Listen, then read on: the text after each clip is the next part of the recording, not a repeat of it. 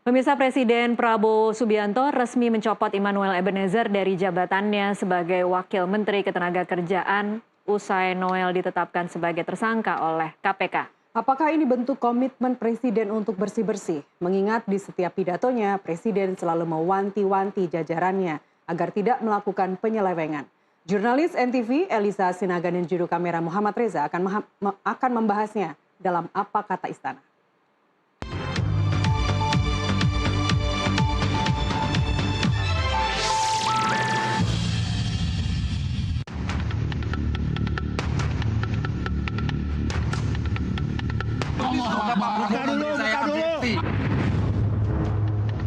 Saya memperingati semua unsur di semua lembaga segera bersihkan diri karena negara akan bertindak. Mereka-mereka yang tidak setia kepada negara akan kita singkirkan.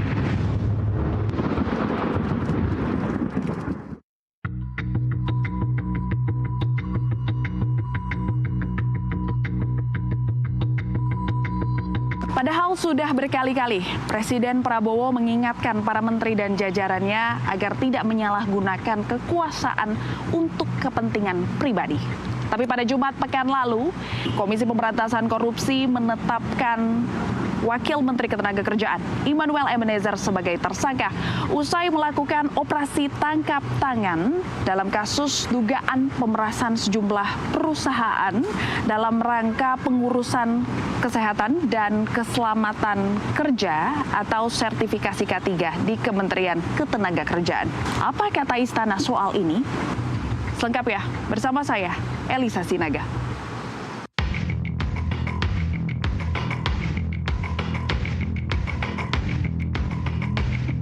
Komisi Pemberantasan Korupsi melakukan penangkapan terhadap Wakil Menteri Ketenagakerjaan Immanuel Ebenezer atau Noel dalam operasi tangkap tangan atas kasus dugaan pemerasan sejumlah perusahaan dalam rangka pengurusan keselamatan dan kesehatan kerja di Kementerian Ketenagakerjaan Rabu malam. Selang 2 hari, KPK menetapkan Noel bersama 10 orang lainnya sebagai tersangka dalam kasus tersebut.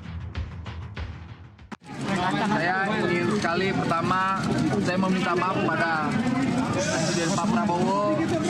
Kedua, saya minta maaf kepada anak dan istri saya. Ketiga, saya minta maaf terhadap rakyat. Adapun sebelumnya Menteri Ketenagakerjaan Yashirli turut mengomentari soal penangkapan sang wakil. Menurut Yashirli, jauh sebelum kasus ini mencuat, pihaknya sudah sepakat untuk menandatangani Fakta Integritas terkait sertifikasi K3 sebagai bentuk komitmen tak ada praktik suap, pemerasan, ataupun gratifikasi untuk pengurusannya.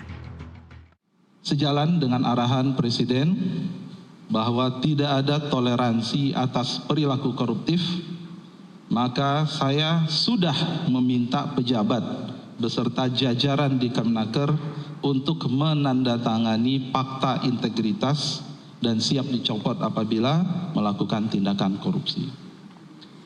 Khusus untuk sertifikasi K3, kami sudah melaksanakan Fakta Integritas bahkan dengan perusahaan jasa K3 atau PJK3 dengan total hampir 1.000 perusahaan jasa K3 di Indonesia. Dan ini baru selesai sebenarnya, dan untuk membuat komitmen supaya tidak ada praktik suap, pemerasan, dan atau gratifikasi.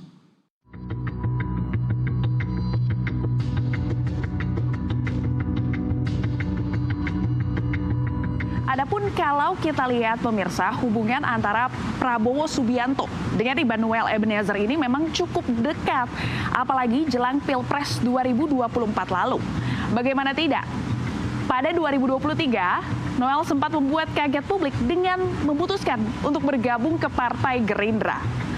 Lalu pada Maret 2023, Noel resmi membentuk Prabowo Mania 08 untuk mendukung Prabowo Subianto dalam Pilpres 2024 di Gedung Joang 45 pada saat itu.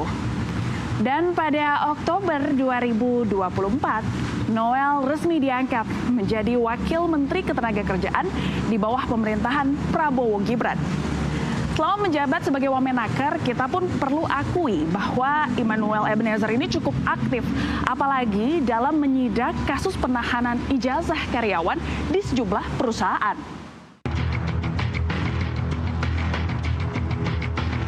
Meski cukup dekat dengan Presiden Prabowo dan Istana pun mengakui bahwa kinerja Noel selama menjabat sebagai Wamenaker layak diacungi jempol, namun setelah KPK menaikkan status Noel sebagai tersangka, tak sampai 1 kali 24 jam, Presiden langsung mencopot Noel dari jabatannya.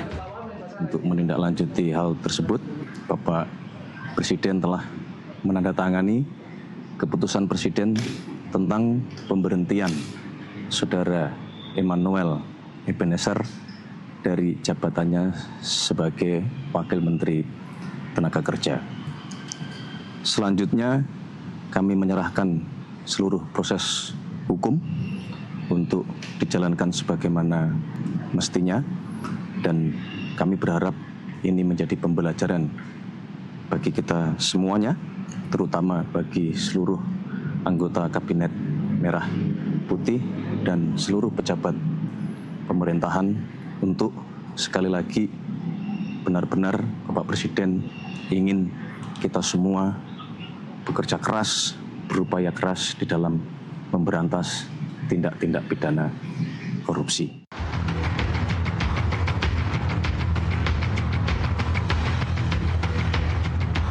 Wakil Ketua KPK periode 2015 hingga 2019, Saud Situmorang, mengatakan kinerja KPK yang sebelumnya dinilai tak terlihat saat ini sudah menunjukkan perkembangan. Menurut Saud, hal ini dikarenakan Presiden Prabowo yang tegas soal pemberantasan korupsi di setiap pidatonya. Bagaimanapun kan KPK sekarang di bawah Presiden. Presidennya hampir setiap hari di mana ada kesempatan dia bicara anti korupsi, bahkan memarahin orang. Awas lu ya, gua kejar lu sampai ke mana? Antartika. Afrika, segala macam. Nah itu kan bukan buat Mona itu ancaman itu, bukan buat saya kan. Kita bukan penyelenggara negara, kita bukan tukang suap. Ancaman peringatan Pak Presiden dalam hal ini ya ditujukan kepada menterinya, cuma menterinya kok nggak paham gitu loh. Iya kan? Ya tentulah KPK akan pada core bisnisnya dia. Oh ini presidennya nih, udahlah ya, kalau memang itu ya kita nggak usah ragu-ragu. Jangan-jangan juga kita nggak tahu apakah dia harus memberitahu dulu, Pak ini menteri Bapak mau kita ambil, kita nggak tahu apakah seperti itu gitu ya. Dari partai yang sama pula ya? Iya, tapi sebenarnya kalau melihat perintah presiden udah jelas, iya ini semuanya kementerian harus diawasi oleh KPK untuk kemudian setiap laporan yang masuk harus didalamin.